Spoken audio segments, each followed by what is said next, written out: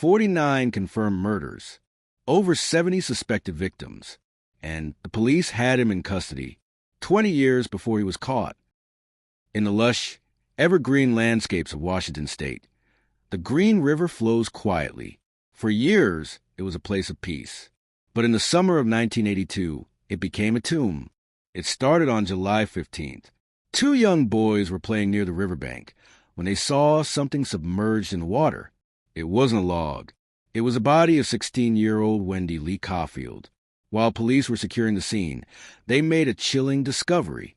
Just yards away, they found another body, and then another. Within days, it became clear that a predator was hunting in the Seattle-Tacoma area. The victims were mostly young women, many of them runaways or sex workers, vulnerable targets that society often overlooked. But the killer didn't overlook them.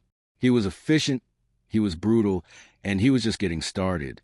This is the story of the most prolific serial killer in American history, and the hunt for the Green River Killer.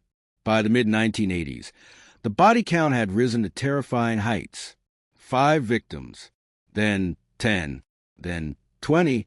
The Green River Task Force was formed, a massive police effort dedicated solely to stopping this man. The killer had a type, and he had a hunting ground. The Strip along the Pacific Highway South. He would pick up women, gain their trust, and drive them into the woods. Here is the most frustrating part of the story. The police actually had him. In 1984, a man named Gary Ridgway came onto their radar. He was a truck painter with a distinct history of soliciting sex workers. Witnesses had seen his truck near where victims disappeared. He was brought in for questioning. He was polite.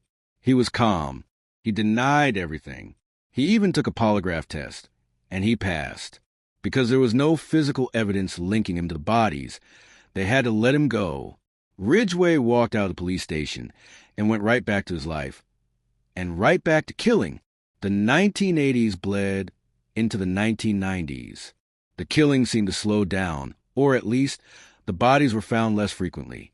The task force, once the largest in the country, was scaled back. The case grew cold. The families of nearly 50 missing women were left in a state of agonizing limbo. Gary Ridgway continued his life. He went to work. He got married. He went to church. He looked like the average neighbor next door. He thought he had gotten away with murder. But while Ridgway was living his life, science was evolving. In 2001, detectives decided to re-examine evidence using a technology that didn't exist when the murders began: DNA profiling.